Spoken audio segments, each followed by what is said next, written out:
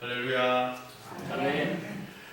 반갑습니다. 우리 앞뒤적으로 인사할 때 이렇게 인사했으면 좋겠습니다. 예수 부활하셨습니다. 예수 부활하셨습니다.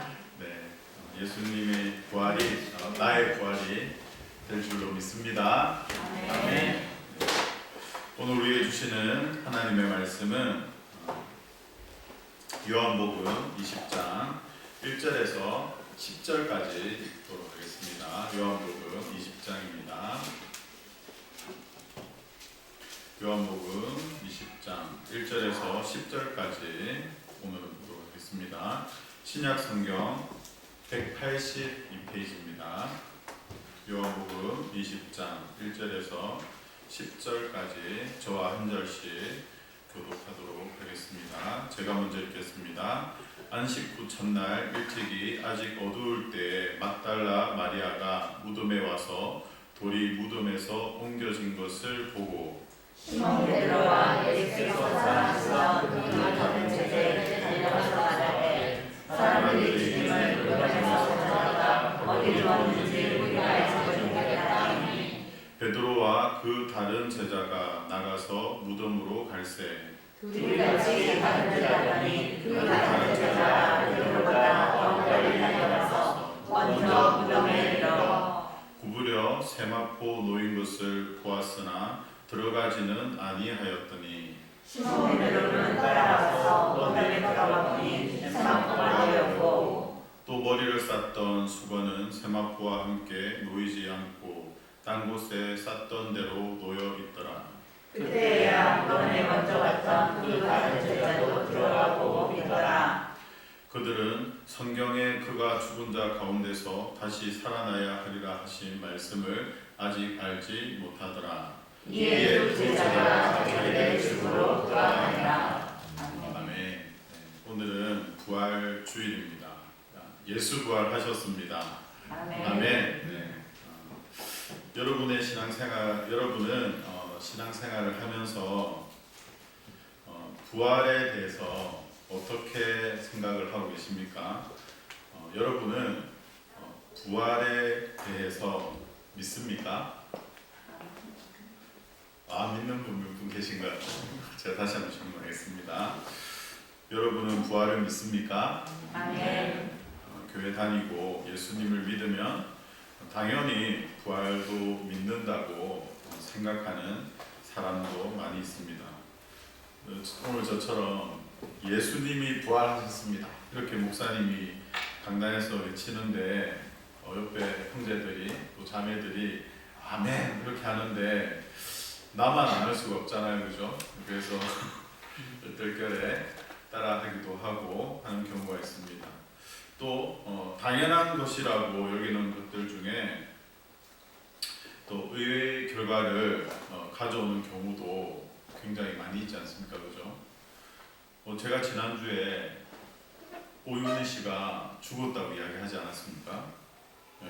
아니 당연히 한강 다리 위에 있다가 사라지니까 죽었다고 생각했는데 일주일이 지나서 보니까 작가가 극적으로 의도한 것이 보였습니다. 그는 죽지 않고 자수를 하였습니다. 이게 무슨 말인지 모르시는 분은 그냥 모르셔도 됩니다. 어떤 일이든지 겪어보지 않으면 모르는 거예요. 겪어봐야 아는 겁니다. 그런데 저는 당연히 죽음에서 스토리가 진행될 줄 알았는데 금요일날 보니까 자수에서 이야기가 시작되는 것을 보면서 죽지 않아서 다행이다 이런 생각을 했습니다.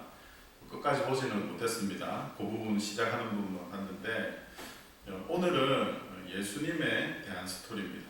예수님은 예루살렘으로 입성하셔가지고 또 사람들은 정치적인 왕, 또 지금 이스라엘을 구원해줄 왕을 기대하였는데 예수님이 십자가에서 고난을 받고 죽으셨습니다.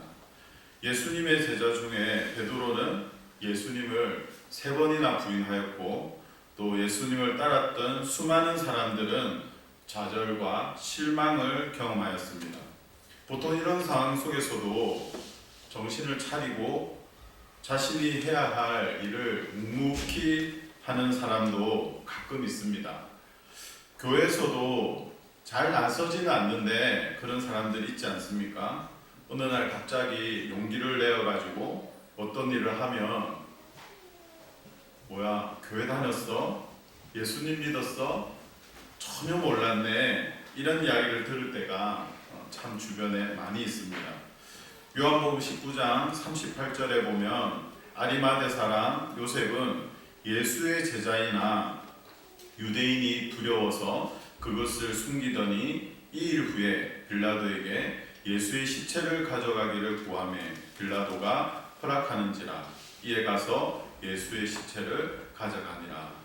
오늘 요한복음 19장에 나오는 이 아리마대 사람 요셉도 마찬가지입니다. 예수님의 제자였지만 유대인이 두려워서, 주변 사람이 두려워서 자신이 예수님의 제자라는 사실은 숨기고 살았던 사람입니다. 그런데 예수님이 십자가에서 죽으신 이후에 예수님의 장례를 치러야 되겠다 이렇게 생각한 것이죠. 그래서 빌라도에게 가서 시체를 가져가기를 원합니다 이렇게 구했고, 그리고 그 허락을 받고 장례를 치릅니다.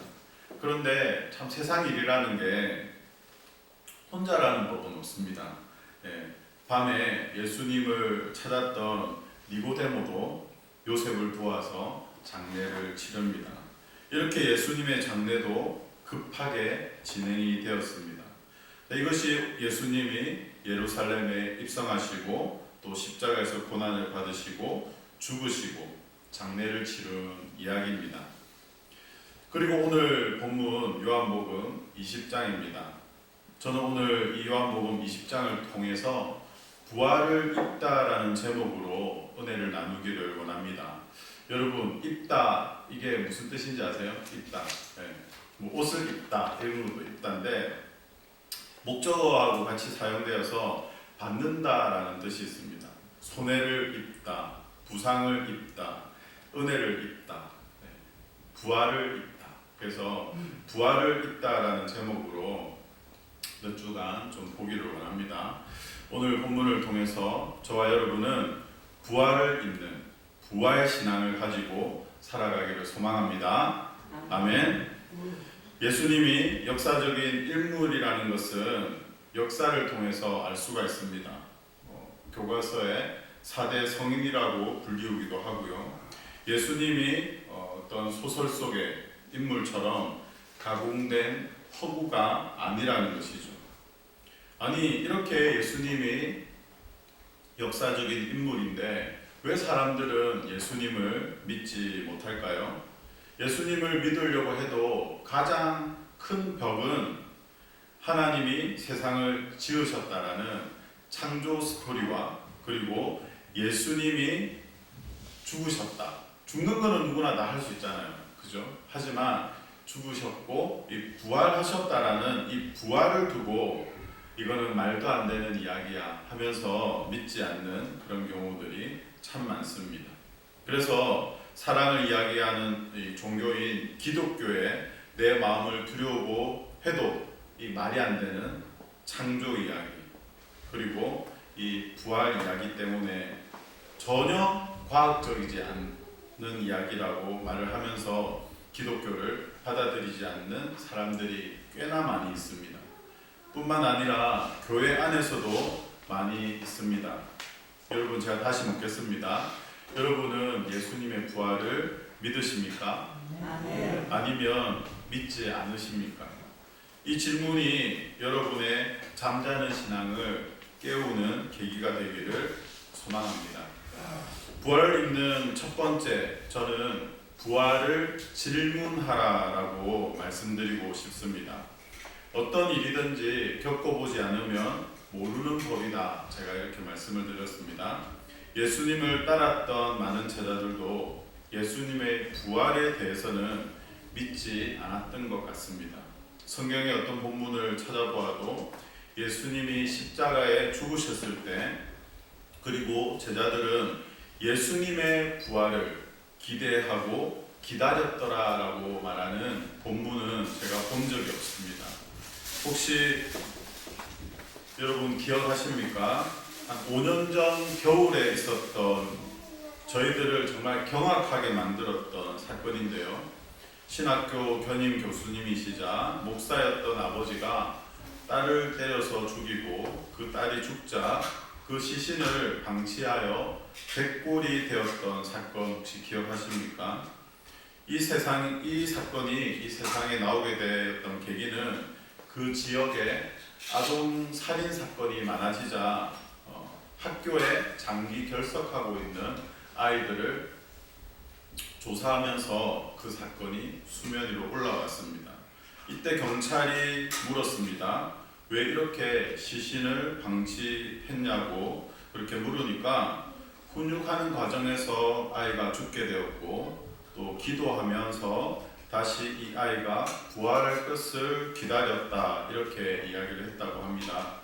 이렇게 이단이나 할 법한 그런 일을 아버지가 그리고 목사가 저지르기도 하고, 그래서 세상의 사람들은 기독교를 더 혐오하고 또 부활을 거부하고, 심지어는 믿는 우리도 부활에 대해서 이야기하기가 꺼려지는 스토리가 되었습니다. 시간이 지나면서 이 사건은 우리의 뇌리에서 잊혀져 갔습니다. 저도 이것을 다시 한번 기억하면서 찾아봐서 이걸 떠올렸지 벌써 까먹고 있었습니다. 제가 어린 시절에 부활절의 모습은 이렇습니다. 지옥교회가 모여서 큰 운동장에서 연합 예배를 드리고 연합 성가대가 무덤에 머물러 이러면서 막 찬양을 하면 그 평소 교회에서 보던 이 찬양대보다 몇 배나 많잖아요. 각 교회들이 모여서 찬양을 하니까 웅장하게 울리는 그 찬양을 보면서 가슴이 떨리고 그냥 그 찬양만 보아도 눈물이 나고 그랬던 경험이 있습니다.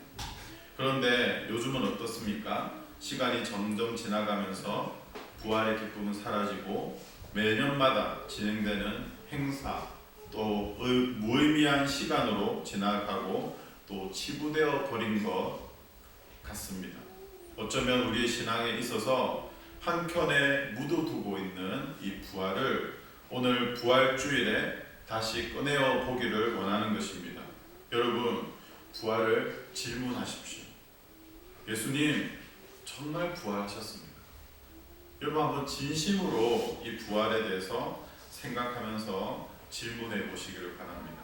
오늘 우리가 읽은 본문 1절과 2절을 다시 한번 다 같이 읽도록 하겠습니다. 시작. 안식 후 첫날 일찍이 아직 어두울 때 막달라 마리아가 무덤에 와서 돌이 무덤에서 옮겨진 것을 보고 시몬 베드로가 예수께서 사랑하시던 그 다른 제자에게 달려가서 말하되 사람들이 주님을 무덤에서 가져다가 어디 두었는지 우리가 알지 못하겠다 하니, 안식 후 첫날 막달라 마리아가 예수님의 무덤에 찾아갔다 이렇게 1절은 기록하고 있습니다. 여러분 오늘 이 본문을 읽으면서 막달라 마리아는 예수님의 부활을 믿고 있었다고 생각이 드십니까? 아닙니다.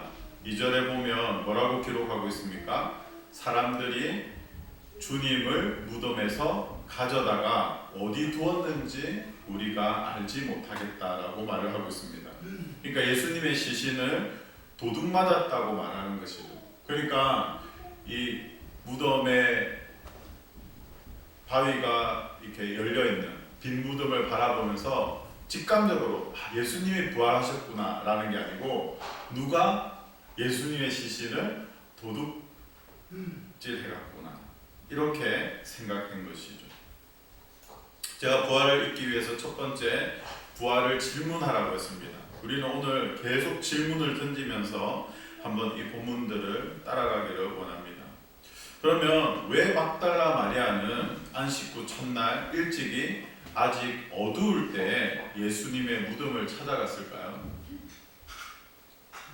제가 나중에 천국에 가면 꼭 인터뷰를 해보고 싶은 분이 몇 분 계신데 그 중에 또 한 분이 이 마리아입니다. 막달라 마리아니 그때 왜 그 그 일찍 새벽에 예수님 무덤에 가셨어요? 이렇게 제가 물어보고 싶어요. 제가 그냥 추측을 해봤습니다. 원래 유대인들의 전통에는 장례를 치르고 나면 한 일주일에서 30일 정도는 무덤에 가지 않는 게 원래 유대인의 전통이라고 합니다. 그런데 그것을 뛰어넘어서 오늘 막달라 마리아는 예수님의 무덤에 갔습니다. 누가복음 24장 1절에 보면 막달라 마리아뿐만 아니라 여자들이 향품을 가지고 무덤에 갔다 이렇게 되어 있습니다.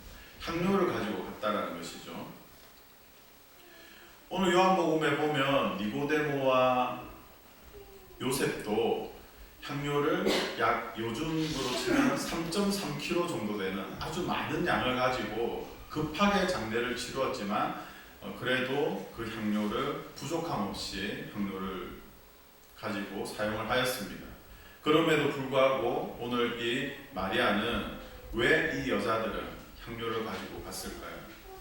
제가 추측컨대 아마 이런 마음이 아니었는가 생각을 해봅니다. 예수님의 장례에 대한 허전한 마음, 또 예수님을 향한 사랑의 마음으로 장례를 좀 더 풍성하게 하기 위함이 아니었는가 그런 생각을 해보게 되었습니다. 안식일이 가까워오는 그때 십자가에서 죽으신 예수님을 사람들은 급하게 장례를 치루었습니다. 안식일에 아무것도 할 수 없으니까 안식일이 끝나고 바로 첫날 일찍이 아직 어두울 때 막달라 마리아가 무덤에 왔을 것입니다.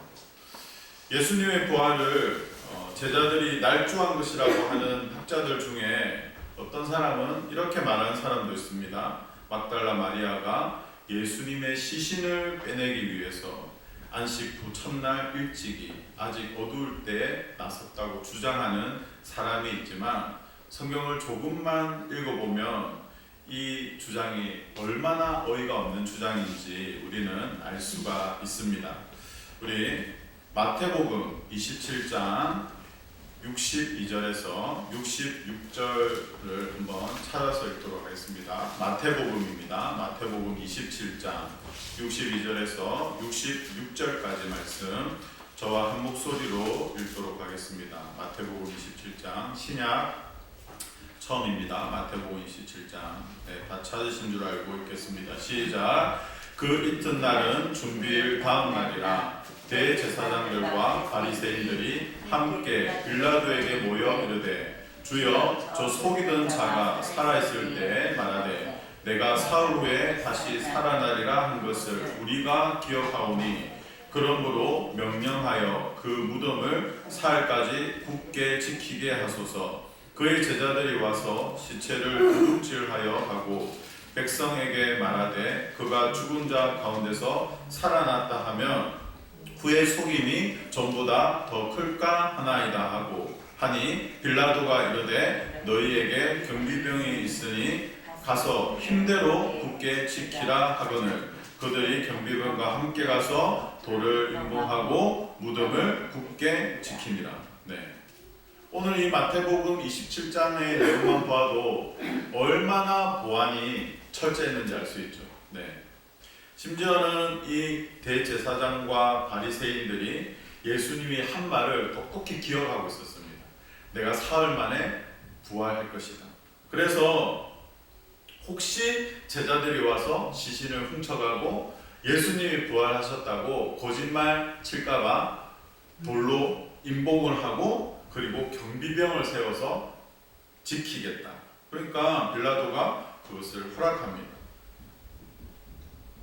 여러분, 아이러니한 것은 예수님을 정말 사랑하고 따랐던 제자들이나 여자들은 다 흩어졌고 오늘 이 본문에 나오는 막달라 마리아는 예수님의 시신을 누가 훔쳐갔다고 말할 정도로 예수님의 부활을 아직 믿지 않고 있는데 예수님의 부활을 믿지는 않고 기억하는 사람이 있다는 거예요. 그죠? 제자들은 예수님이 부활하실 거라는 것을 이 기억을 못 하고 있는데 완전히 멘붕이 되어서 땅을 치고 통곡하고 있는데 그 예수님의 말을 기억하고 있는 사람이 있다는 것입니다. 누굽니까? 대제사장과 바리새인들입니다. 이미 이들은 예수님이 부활했다는 거짓말을 원천 차단하기 위해서 무덤을 돌로 임봉하고 경비병이 무덤을 굳게 지키게 했다는 것이죠. 이런 상황인데 어떤 모 학자의 말처럼 마리아가 새벽에 와서 예수님의 신신을 훔쳐가겠다. 이거는 말이 안 되는 것이죠. 성경에는 무슨 이유로 갔는지 기록하고는 있지 않지만 장례를 더 풍성하게 하기 위해 또 마지막 가시는 길 향유를 더 바르기 위해 갔는지 모르겠습니다. 어쩌면 예수님의 사랑이 너무 커서 무덤을 떠나지 못하고 경비병들과 함께 예수님의 무덤을 서성였는지도 모르겠습니다. 여러분이 읽은 이 17장 오늘 62절부터 읽었는데 그 한 절 위에 61절을 다 같이 한번 읽겠습니다. 시작. 거기 막달라 마리아와 다른 마리아가 무덤을 향하여 앉았더라. 그리고 그 이튿날은 준비리라 이러면서 쭉 이야기가 나오는 거예요. 그러니까 어떻게 보면 이 막달라 마리아와 다른 마리아가 무덤을 바라보고 있는 거예요. 그리고 어머 저거 뭐야? 막 경비병이 오고 돌로 입구를 막고 지켜보고 있고 하면서 막 너무 마음이 아프고 저기 예수님이 계신데 그러면서 막 슬피 울면서 어떻게 보면 경비병들과 함께 날을 새고 아무것도 할 수 없는 그 상황을 안타까워하면서 날을 새면서 뜬 눈으로 밤을 지샜는지도 모릅니다. 그리고 무덤을 향하여 앉아서 엉엉 울었을 것입니다. 그리고 안식일 후에 첫날 예수님의 무덤을 보니까 그 무덤이 열려있는 것을 보았을지도 모르겠습니다. 그리고 이 일 후에 예수님의 제자들에게 고합니다. 시몬 베드로와 예수님께서 사랑하시던 그 다른 제자에게 고합니다. 이 요한복음을 기록하고 있는 이 요한은 자신을 예수께서 사랑하시던 그 다른 제자라고 말을 합니다. 나 요한에게 이렇게 표현을 안 하는 거죠. 둘러서 이야기를 합니다. 그래서 오늘 이 베드로와 요한에게 말을 하는 거죠. 자, 사람들이 주님을 무덤에서 가져다가 어디에 두었는지 우리가 알지 못하겠습니다. 이렇게 이야기를 하는 거죠. 그 이야기를 듣고 3절과 4절 우리 읽겠습니다. 시작. 베드로와 그 다른 제자가 나가서 무덤으로 가세. 요한복음 20장 오늘 왔다 갔다 하니까 좀 헷갈리죠. 자, 요한복음 20장 3절과 4절입니다. 시작. 베드로와 그 다른 제자가 나가서 무덤으로 갈세. 둘이 같이 다름질하더니 그 다른 제자가 베드로보다 더 빨리 달려가서 먼저 무덤에 이르러. 오늘 이 마리아의 이야기를 듣고 둘이 같이 달리기를 시작합니다. 이 달리기를 하는데 베드로가 요한에게 집니다. 그래서 어떤 신학자는 베드로가 나이가 많아서 졌다, 요한이 젊어서 이겼다 이런 사람도 있고, 또 저처럼 베드로가 비만이 아니었나 이렇게 주장하는 사람도 있습니다. 달리기를 못한다라고 말하는 거죠. 아무튼 두 제자가 뛰어서 무덤으로 달려갔습니다. 그런데 오늘 이 본문에서는 누가 먼저 도착했냐가 중요한 게 아닙니다. 무덤을 향해 달려갔다는 것이고, 그리고 이 무덤 문이 열려있고 무덤이 비어있다는 사실을 이제 누가 이제 알게 됩니까? 막달라 마리아와 그리고 베드로와 요한이 알게 된 것이죠. 여러분 잘 따라오고 있습니까? 네. 밥 먹고 난 이후에는 항상 좀 졸리죠, 그죠? 막 서 계신 분도 있고, 막 목 뒷목을 잡고 계신 분도 있고. 자, 한번 어깨를 한번 쫙 펴시고,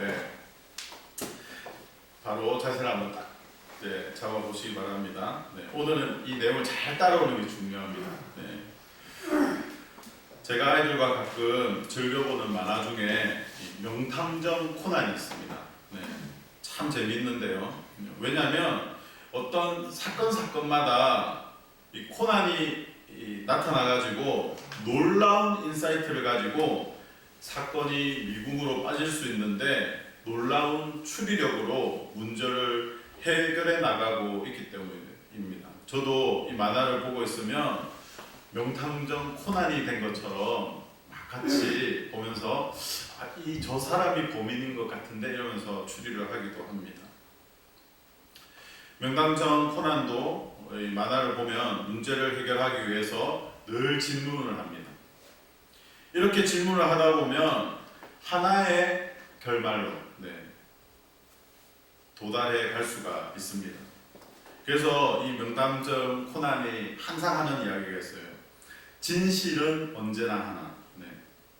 무엇이 진실인지 이 세상에 풀리지 않는 수수께끼는 단 하나도 없어. 이러면서 문제를 해결해 나가는데 정말 재밌습니다. 누가 돌을 옮겼는가? 저는 이번 주간, 이 고난 주간에 누가 돌을 옮겼는가라는 프랭크 모리슨의 책을 좀 읽었습니다. 이분은요, 예수님을 믿지 않는 사람이었는데 이 예수님의 부활의 허구성을 증명하기 위해서 수년간 자료를 모으고 또 연구하고 집필을 하다가 하나의 결론에 도달하게 됩니다. 예수님의 부활이 허구가 아니고 진짜구나라는 결론에 이르게 된 사람입니다. 책에 이런 내용이 있습니다. 예수님의 부활 사건을 통해서 여러 가지 견해를 두고 그는 하나씩 분석을 합니다. 아리마대 요셉이 몰래 더 적당한 무덤으로 시체를 옮겨갔다. 이렇게 주장하는 내용에 대해서도 그 내용이 왜 틀린지에 대해서 하나 이야기하는 거예요. 로마의 권력의 명령에 의해서 시체가 치워졌다.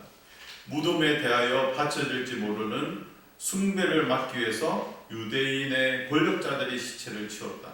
이거는 저희들이 조금 전에 읽어본 본문을 봐서도 아닌 거 알죠? 저를 재미있게 웃기게 했던 건 뭐냐면 이 네 번째인데요.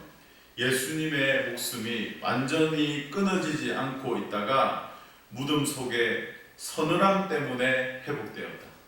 그러니까 예수님이 기절한 거죠. 십자가에 기절을 해가지고 누워 있는데 이 난방이 안 되니까 차가울 거 아니에요. 그러니까 왜 이리 춥지 이러면서 일어나셨다는 거예요. 우리가 지금 시각으로 봐도 정말 말도 안 되는 이야기를 역사학자, 신학자들이 이런 질문을 한다는 것입니다. 그리고 심지어는 무덤에는 아무도 찾아간 일조차 없으며 여자들에 관한 이야기는 뒤에 부과된 것에 불과하다. 그러니까 만들어낸, 지어낸 이야기다. 이런 이야기들을 하는 거죠. 그런 수많은 이야기들을 다 집대성해가지고 이게 진짜인가 가짜인가 그러면서 역사적인 문헌을 토대로 하나하나 검증해 나가는 거예요. 그 책을 읽고 있으면 정말 재밌습니다. 그런데 본인은 이 연구를 왜 한다고 했어요? 부활이 거짓이다, 부활이 허구다 하는 것을 증명하기 위해서 연구를 했는데 연구를 하다 보니까 자기가 원했던 방향으로 가는 것이 아니고 연구를 하면 할수록 부활이 진실이구나, 부활이 실제구나 하는 결론을 내게 된 것입니다. 이렇게 목사님, 거기 이제까지 제가 좀 질문을 해도 될까요? 제가 설교가 끝나고 답해드려도 될까요? 지금 거기에서 문제가 있어요. 네. 제가 설교가 끝나고 끝까지 한번 들어보시고 한번 질문을 제가 나중에 내려가서 받겠습니다. 네. 좀 더 들어보세요. 한국말을 끝까지 들어야 됩니다. 네. 자, 이제 설교 계속하겠습니다. 자, 이렇게 이성적인 사고를 통해서 예수님의 부활을 질문을 통해 믿게 되었다라는 것이죠. 제가 오늘 이야기하고 있는 것이 무엇입니까? 끊임없이 계속 질문하라는 것이죠. 오늘 우리 집사님의 이 태도도 굉장히 좋습니다. 제가 질문해도 되겠습니까? 네, 질문을 하시라는 거죠. 하지만 제가 설교가 끝나고 강단에서 내려가서 제가 듣고 한번 답을 해드리도록 하겠습니다.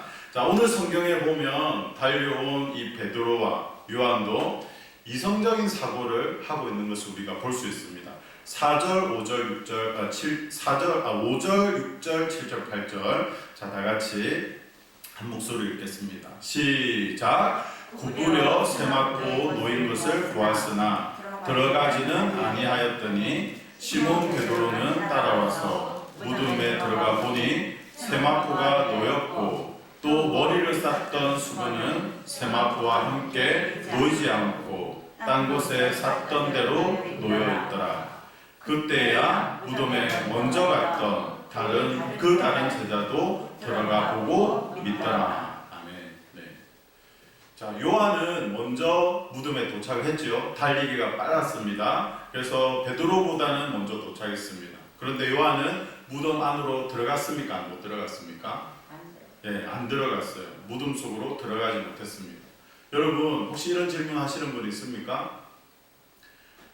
무덤이 이렇게 우리나라로 치면 땅을 파가지고 관을 집어넣는 무덤인데 어떻게 무덤 속으로 들어갑니까? 이렇게 질문하실 수도 있는데, 이 이스라엘의 무덤은 이 돌을 이렇게 굴을 파가지고 그 굴 안에 시신을 놓고 이렇게 문을 닫는 것입니다.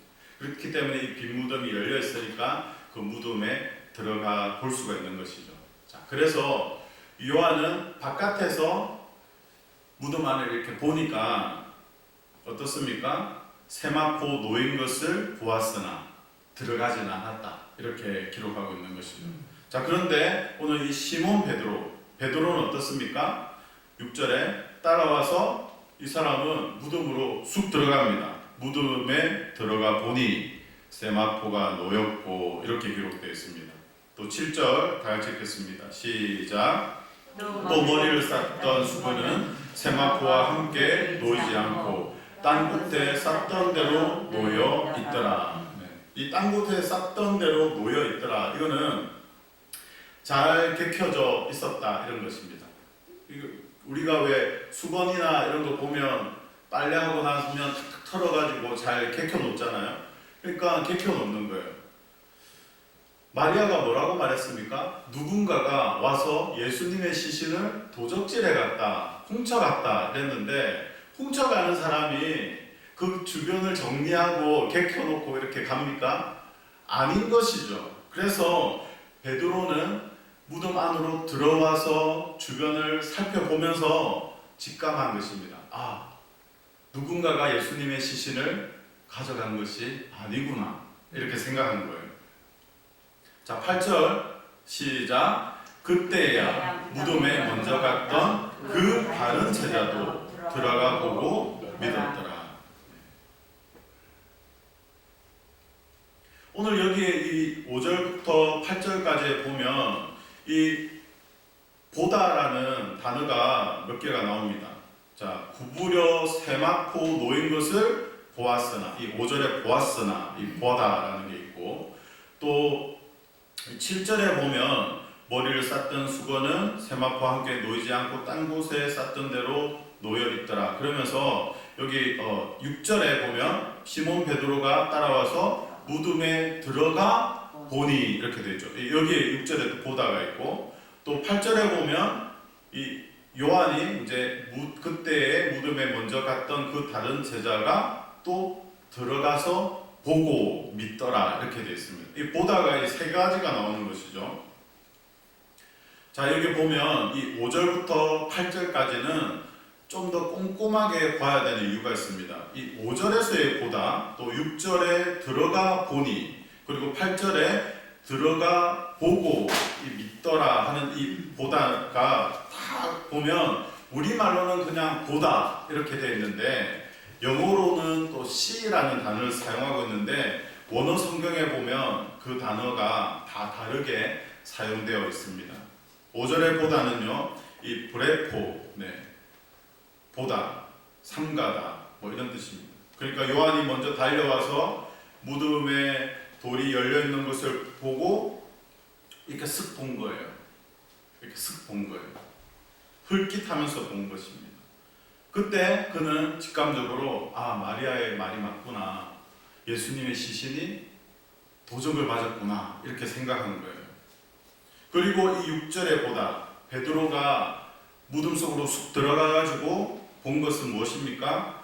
이 떼오레오라는 단어를 사용하고 있는데 이 떼오레오는 응시하다, 관찰하다, 생각하다라는 의미의 보다입니다.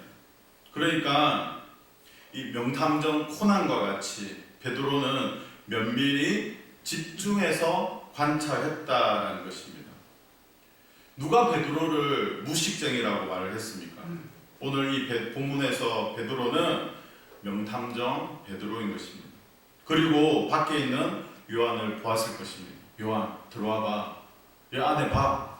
그래서 8절 다시 한번 읽겠습니다. 시작. 그때에 무덤에 먼저 갔던 그 다른 제자도 들어가 보고 믿더라. 이 8절에 보다는 에이돈이라는 단어를 사용하고 있는데 이 에이돈은 보다 또 알다라는 뜻으로 이해하다는 understand의 뜻을 가지고 있습니다. 그러니까 이 8절의 이 보다는 이해하는 마음으로 본다라는 뜻입니다. 그러니까 처음에는 흘끗 보니까 마리아의 말처럼 시신을 훔쳐갔구나 이렇게 생각했는데 베드로가 본 것처럼 이것을 좀 이 주변의 상황을 이해하면서 이렇게 본 것이죠. 그렇게 보니까 다른 해석이 나오게 된 것입니다. 자신도 무덤에 들어와서 관찰한 이 요한은 이해하는 마음으로 보니까 어떻게 됐습니까? 예수님이 부활하셨다는 사실을 믿게 된 것입니다. 무엇을 믿게 되었습니까? 9절 말씀 읽겠습니다. 시작. 그들은 성경에 그가 죽은 자 가운데서 다시 살아나야 하리라 하신 말씀을 아직 알지 못하더라. 예수님이 죽은 자 가운데서 다시 살아나야 하리라는 말씀을 이제 믿게 된 것이죠. 제가 설교 초두에 어떤 일이든지 겪어보지 않으면 모르는 법이다. 제가 이렇게 말씀을 드렸습니다. 예수님께서 제자들과 함께 계실 때에 자신이 십자가를 질 것과 3일 만에 다시 살아날 것에 대해서 이야기를 하였습니다. 하지만 그들은 예루살렘에 입성할 때에도 그것을 흘러들었습니다. 그래서 호산나를 외치면서 지금 구원하소서 정치적인 왕을 바랬던 것이죠. 아무리 이야기를 하여도 왜 못 듣습니까? 그것은 자신의 입장에서 듣고 이해하기 때문에 저희들이 잘 못 듣는 것입니다. 우리가 잘 아는 정말 오래된 이야기, 고전 같은 이야기, 사오정 시리즈 아십니까? 손오공과 사오정이 회사에 면접을 보러 갔습니다. 마침내 손오공이 먼저 면접실로 들어갔고 면접관이 손오공에게 물었습니다. 당신이 제일 좋아하는 축구 선수는 누구입니까? 옛날에는 차범근이었고 지금은 박지성입니다. 이렇게 이야기했습니다. 그럼 세종대왕이 한글을 창제한 연도는 언제입니까? 1443년입니다. 혹시 UFO가 있다고 믿으십니까? 과학적으로 근거는 없지만 그럴 가능성도 있다고 생각합니다. 이렇게 말을 하고 손오공의 면접이 순조롭게 끝이 났다고 합니다. 그러니까 사오정은 손오공에게 면접관이 뭐 물어보냐고 그러면서 나에게도 뭘 알려달라 이렇게 하면서 그 순서대로 쭉 팁을 알려줬습니다. 이제 사오정 차례가 되어서 면접실로 들어갔습니다. 이번에는 면접관이 사오정에게 질문했습니다. 당신의 이름은 무엇입니까? 이렇게 물으니까 옛날에는 차범근이었는데 지금은 박지성입니다. 이렇게 얘기했습니다. 당신은 언제 태어났지요? 이렇게 물으니까 1443년입니다. 이렇게 대답을 했습니다. 당신 바보요? 이렇게 물어보니까 과학적인 근거는 없지만 그럴 가능성도 있다고 생각합니다. 이렇게 대답했다고 합니다. 이렇게 근거 없는 자신감으로 면접을 마친 사오정은 결국 사오정은 면접에서 떨어지고 손오공은 면접에서 합격해서 신입사원이 되어서 회사를 잘 다녔다 이런 이야기가 있습니다. 여러분 예수님의 말씀을 혹시 우리는 찰떡같이 사오정처럼 듣고 있지는 않습니까? 요한은 예수님의 빈 무덤을 보고 이 시체를 누군가 훔쳐갔구나, 큰일이다 이렇게 생각했습니다. 그러나 베드로와 같이 무덤으로 들어가 이해하는 마음으로 보고는 예수님의 말씀을 떠올리면서 믿게 된 것입니다. 9절 우리 보면 여러분이 가지고 있는 성경에 보면 괄호가 쳐져 있습니다. 그죠? 네. 저는 이 성경을 대충 읽을 때 9절을 읽으면서 이런 생각을 했습니다.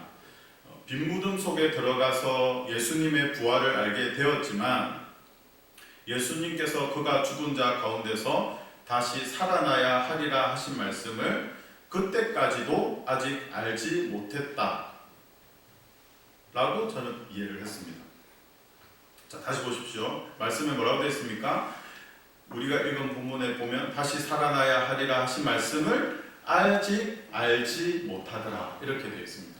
그러니까 그렇게 보고 믿더라 이렇게 했지만 아직 알지 못했구나 이렇게 생각하고 그냥 넘어버렸어요. 그런데 여러분, 저는 이 구절을 여러분은 어떻게 이해하고 계십니까?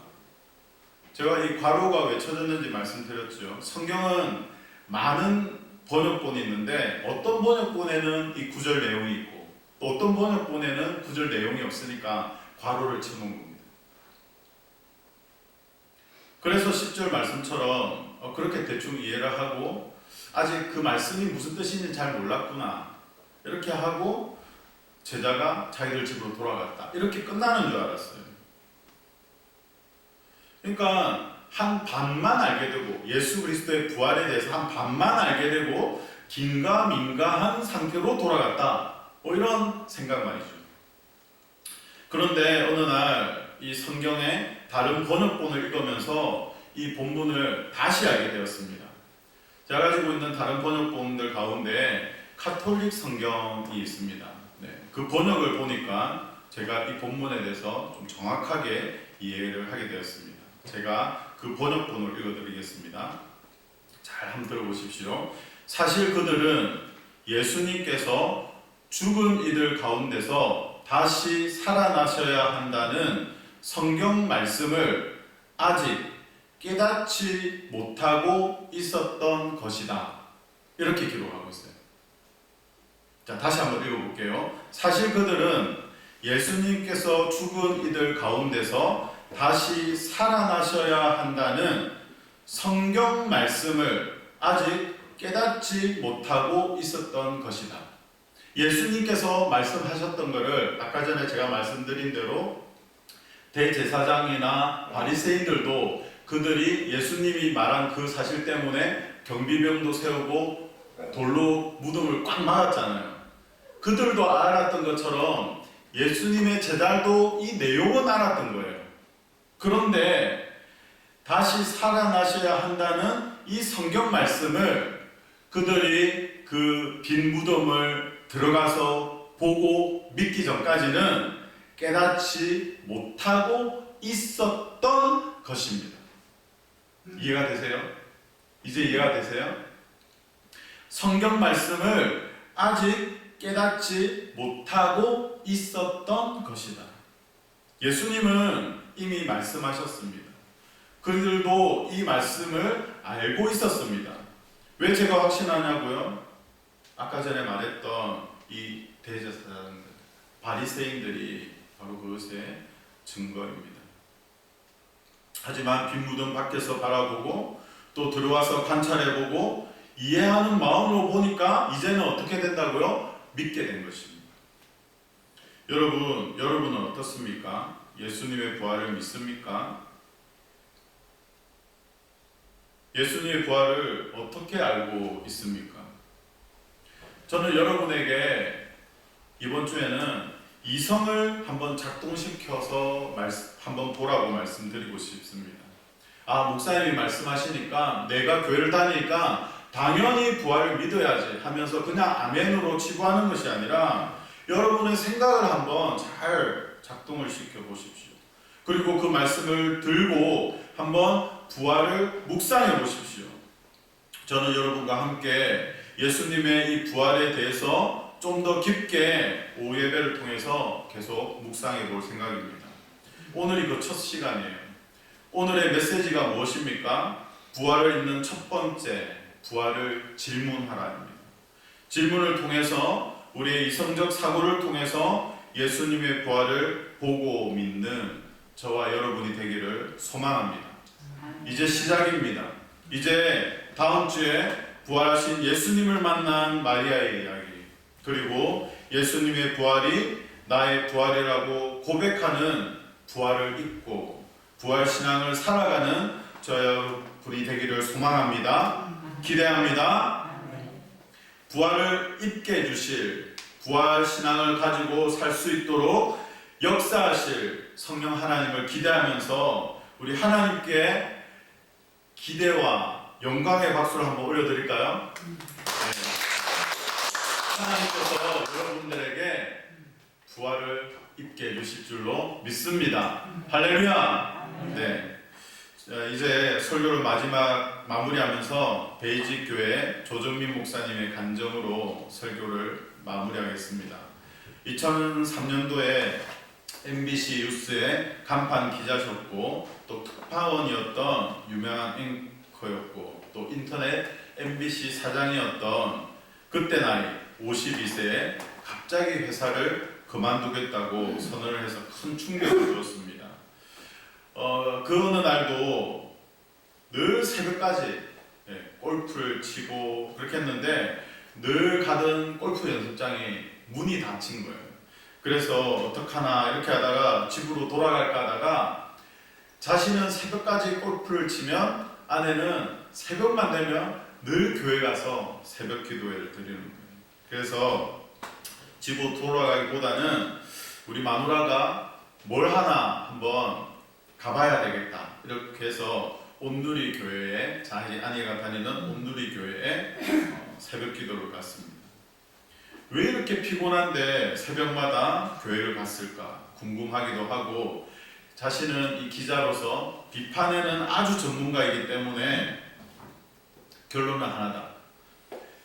불륜이 있든지 아니면 광신자일 것이다 이렇게 생각하고 교회 가서 이렇게 보는데, 교회 가서 보니까 사람들이 열정적으로 찬양하고 방언하고 기도하고 하니까 자신이 추측이 맞는 거예요. 광신자구나 이렇게 생각을 한 거예요. 야, 이거 완전 사이비 집단이구나. 그래서 이제 아내를 이렇게 찾아와서 보니까 당연히 자기 아내는 조용히 기도를 하고 있더래요.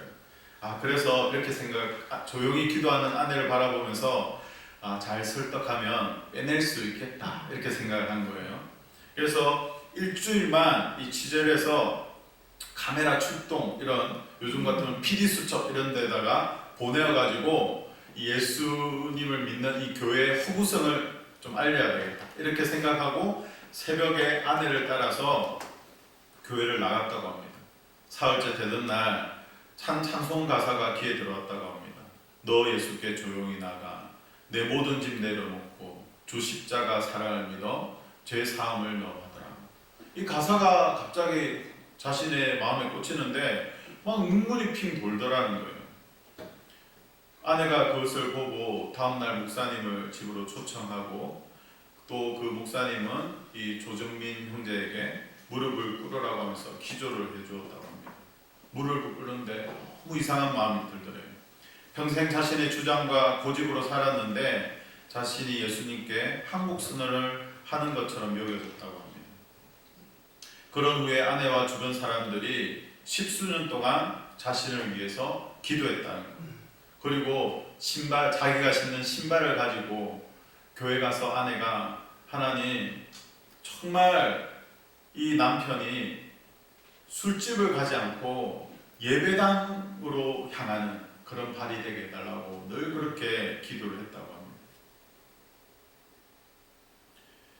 그날 이후에 그동안 자신이 자랑스럽게 생각하며 살아왔던 것이 너무 부끄럽게 느껴지면서 특히 비판만 가지고는 개인도 사회도 변화시킬 수 없다는 사실과 비판만 하며 살아왔던 자신의 삶이 메마르고 비참한 삶을 살고 있었음을 깨닫고 또 심지어는 아내를 윽박지르고 스트레스를 풀고 소주 10병을 마셔가면서 골프에 미쳐 있었던 자신의 모습을 돌아보면서 20대는 세상을 바꾸고 싶었고 30대엔 아내를 바꾸고 싶었고 40대에 들어서는 아들을 변화시키고 싶었지만 스스로 자신을 대단히 여기고 또 사람들이 대단히 여기는 것을 자랑이라고 생각했는데 자기 속이 썩어져 가는 것을 보게 되었고 아내조차 의심하고 있는 자신을 바라보면서 이제는 하나님을 믿고 나니까 아내와의 관계나 아들들과의 관계가 회복이 되었다고 합니다. 그래서 50년 동안 1시간씩 새벽에 예불을 드리던 어머니를 교회로 인도하게 되고 또 자기가 근무하는 방송국에서 수십 명을 전도하고 또 간증을 하고 심지어는 사표를 내고 미국으로 가서 신학교에 입학하고 돌아와서 하나님의 복음을 전하는 목회자의 길을 걷게 됩니다. 그는 지난 시절 열정을 가지고 뉴스를 전했지만 대부분 나쁜 소식, 배드 뉴스였는데 이제는 좋은 소식, 굿 뉴스를 전하며 남은 삶을 살아가겠다고 결단하면서 베이직 교회를 개척하고 지금까지 은혜 가운데 사역하고 있습니다. 여러분 한번 생각해 보십시오. 이제 반주해 주셔도 돼요. 조정민 목사, 그리고 제가 아까 전에 말씀드렸던 예수 그리스도의 부활의 허구성을 증명하기 위해서 그렇게 연구를 하면서 목적은 허구를 증명하기 위한 것이었는데 이것이 진리라는 것을 알게 된 프랭크 모리슨, 또 베드로와 요한도 무엇을 통하여 오늘 이 부활을 잊게 됩니까? 질문을 통해서 부활을 잊게 됩니다. 이제 우리 차례입니다. 예수님의 부활을 두고 질문하십시오. 5절에 보다 불의 포에서, 6절에 보다 떼오레오로 응시하시고 관찰하시고 생각하시고, 이 8절에 보다 에이돈으로 이해하는 마음으로 한번 보시기 바랍니다. 그러면 우리는 믿게 될 것입니다. 이제 함께 찬양하는 시간을 가지겠습니다. 영광의 주님 찬양하세요. 아까 전에 우리가 신나게 찬양했는데 정말 우리가 이 예수님의 부활에 관해서 성경의 질문을 통해서 오늘 우리가 할 수 있는, 느낄 수 있는 그 마음은 무엇입니까?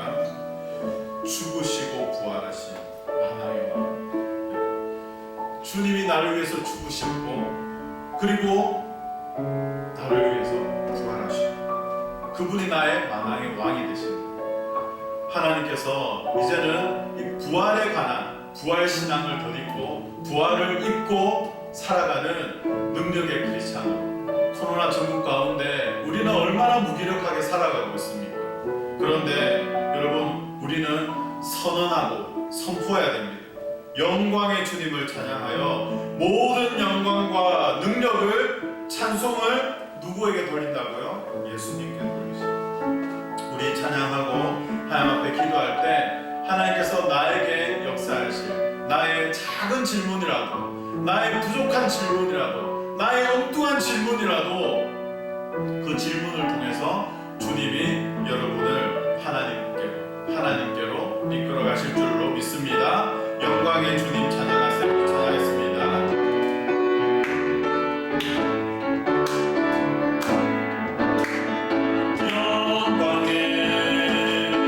주님 찬양하세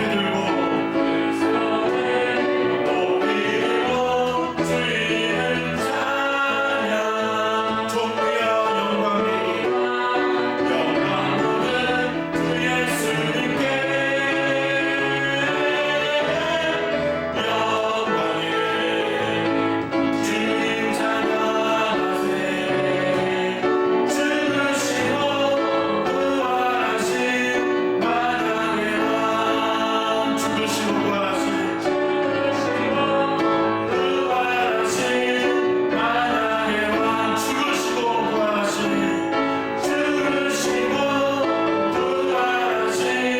만왕의 왕 죽으시고 부활하신